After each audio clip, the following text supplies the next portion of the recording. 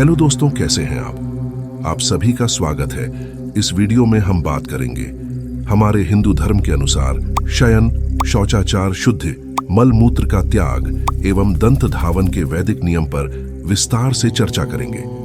हम इस धार्मिक विषय पर गहराई से जानकारी प्राप्त करेंगे और उसके महत्व और वैदिक नियम का मार्गदर्शन करेंगे। आप सभी से निवेदन है कि अगर वीडियो अच्छा लगे तो वीडियो को लाइक और कमेंट करना न भूलें। वीडियो को ज्यादा से ज्यादा शेयर करें ताकि यह जानकारी और भी लोगों तक पहुंच सके।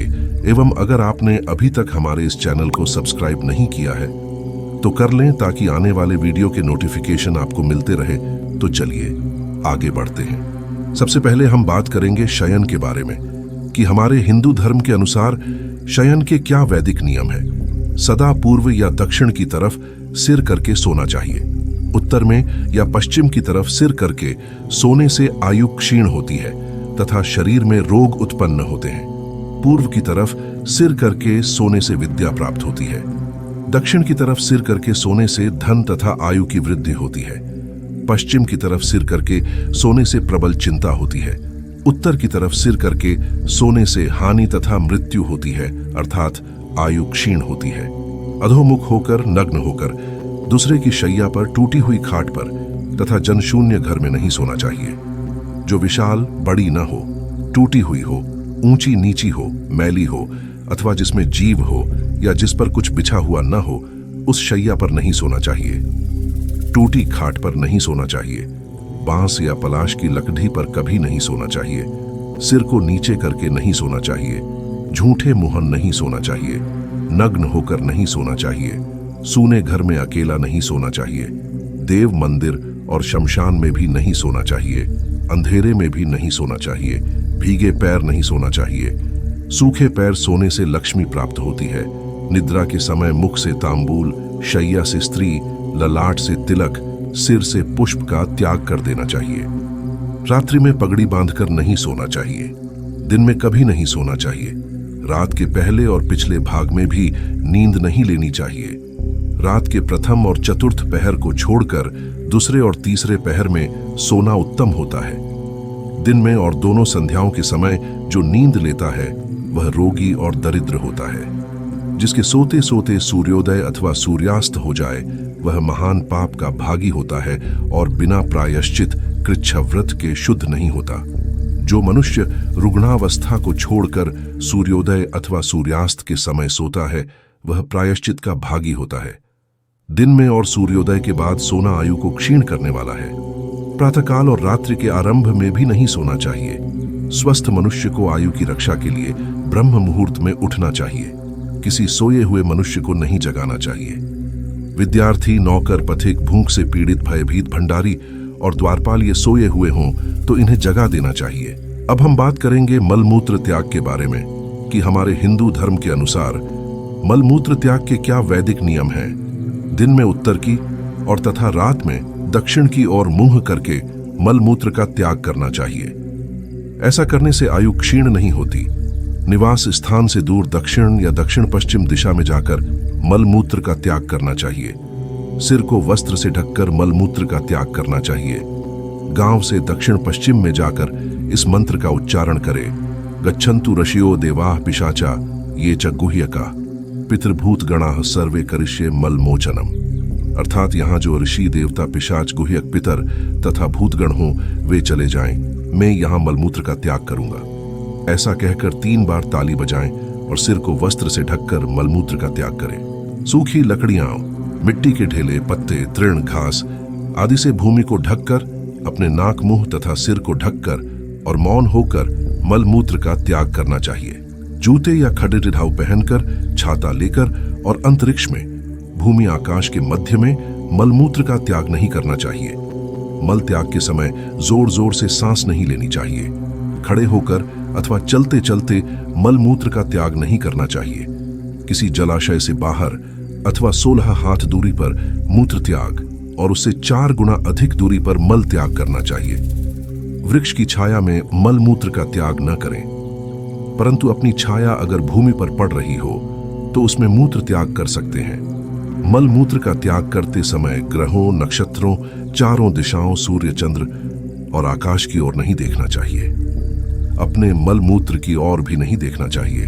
पेड़ की छाया में, कुएं के पास, नदी या जलाशय में अथवा उनके तट पर, गौशाला में, जोते हुए खेत में, हरी भरी घास में, पुराने टूटे फूटे देवालय में, चौराहे में, शमशान में, गोबर पर, जल के भीतर, मार्ग पर, वृक्ष की जड़ के पास, लोगों के घरों के आसपास, खंबे के पास, खेलकूद के मैदान में, मंच के नीचे, भस्म राख पर, देव मंदिर में या उसके पास, अग्नि में या उसके निकट, पर्वत की चोटी पर, बाम्बी पर, गड्ढे में, भूसी में, कपाल ठीकरे या खप्पर में, बिल में, अंगार कोयले पर और लकड़ी पर मलमूत्र का त्याग नहीं करना चाहिए।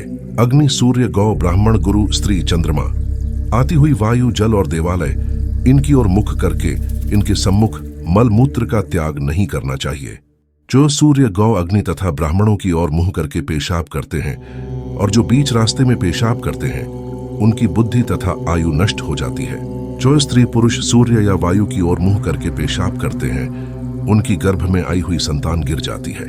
अब हम बात करेंगे शौचाचार शुद्धि के बारे में कि हमारे हिंदू धर्म के अनुसार शौचाचार शुद्धि के क्या वैदिक नियम हैं। शौच के बाद लिंग में 1 बार, गुदाद्वार में 3 बार, बाएं हाथ में 10 बार, फिर दोनों हाथों में 7 बार तथा दोनों पैरों में 3 बार पृथक मिट्टी लगानी और धोनी चाहिए। शौच का यह विधान गृहस्थों के लिए है।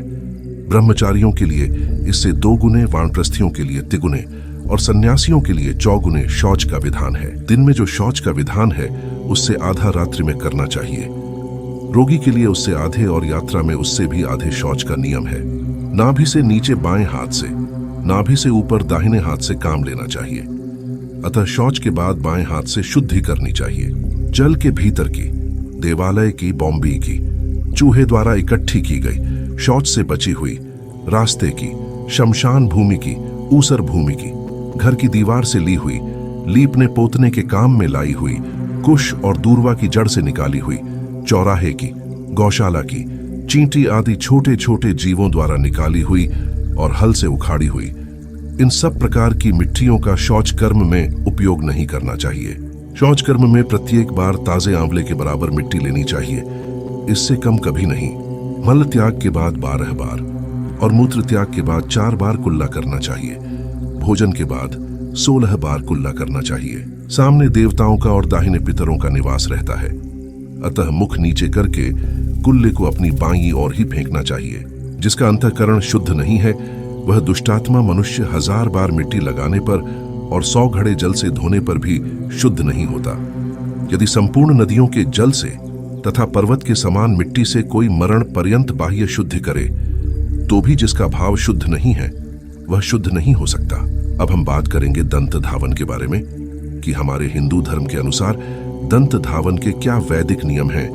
दूध वाले तथा कांटे वाले वृक्ष दातुन के लिए शुद्ध माने गए हैं। अपामार्ग, बेल, आक, नीम, खैर, गूलर, करंज, अर्जुन, आम, साल, महुआ, कदम्ब, बेर, कनेर, बबूल आदि वृक्षों की दातुन करनी चाहिए, परंतु पलाश, लिसोडा, कपास, धव्व, कुश, काश, कचनार, तेंदु, शमी, रीठा, बहेड़ा, सहिजन, सेमल आदि वृक्षों की दातुन नहीं करनी चाहिए।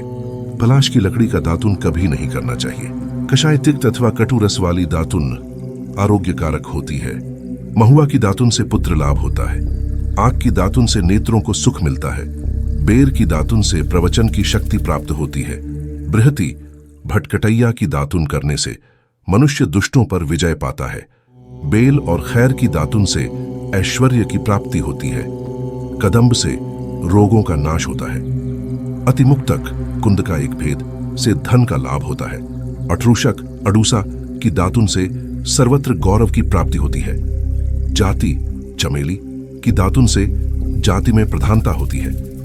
पीपल यश देता है। शिरीष की दातुन करने से सब प्रकार की संपत्ति प्राप्ति होती है। कोरी अंगुली से अथवा तर्जनी अंगुली से कभी दातुन नहीं करना चाहिए। कोयला, बालुका, भस्म, राख, नाखून, ईंट, ढेला और पत्थर से भी दातुन नहीं करना चाहिए। दातुन के लिए सीधी, हरी, गीली और छिद्रहीन लकड़ी लेनी चाहिए। चोरी की हुई, कीड़े लगी हुई, सूखी, टेढ़ी और छिलका रहित दातुन कभी न करें। दातुन कनिष्ठिका अंगुली के अग्रभाग के समान मोटी, सीधी तथा 12 अंगुल लंबी होनी चाहिए। दंत धावन करने से पहले दातुन को जल से धो लेना चाहिए। दातुन करने के बाद भी पुनः उसे धोकर तथा तोड़कर किसी पवित्र स्थान में फेंक देना चाहिए। दंत धावन से पहले दातुन को जल से धोकर इस मंत्र से अभिमंत्रित करना चाहिए। आयुर्बलम यशो वर्चः प्रजाः पशु वसूनि च ब्रह्म प्रज्ञां च मेधाम च त्वं नो देहि वनस्पते। अर्थात वनस्पते, तुम मुझे आयु, बल, यश, तेज, संतति, पशु, धन, ब्रह्म ज्ञान, बुद्धि तथा धारणा शक्ति प्रदान करो। सदा पूर्व अथवा उत्तर की ओर मुख करके दंत धावन करना चाहिए। पश्चिम और दक्षिण की ओर मुख करके दंत धावन नहीं करना चाहिए। प्रतिपदा, षष्ठी, नवमी और अमावस्या को काष्ठ से दातुन नहीं करना चाहिए। इनके सिवाय रविवार, उपवास के दिन, श्राद्ध के दिन, ग्रहण में और सूर्यास्त के समय भी काष्ठ से दातुन नहीं करना चाहिए। जो अमावस्या तिथि को काष्ठ से दातुन करता है उसके द्वारा चंद्रमा हिंसा होती है। पर्व के दिन उसके दिए हुए हविष्य को देवता ग्रहण नहीं करते। उससे पितर भी कुपित हो जाते हैं और उसके कुल में वंश की हानि होती है। यदि दातुन के लिए लकड़ी न मिले अथवा दातुन के लिए निषिद्ध दिन हो तो उस समय 12 अथवा 16 बार कुल्ला कर ले अथवा विहित वृक्षों के पत्ते या सुगंधित मंजन आदि द्वारा दंत धावन करना चाहिए। अगर इस वीडियो को देखकर और सुनकर आपको अच्छा लगा हो एवं हमारे हिंदू सनातन धर्म की थोड़ी सी भी जानकारी आपको अच्छी लगी हो तो लाइक, कमेंट और इस वीडियो को ज्यादा से ज्यादा शेयर करें ताकि हमारे सनातन धर्म का प्रसार प्रचार बढ़े एवं और भी लोगों को यह जानकारी मिले। जय श्री राम।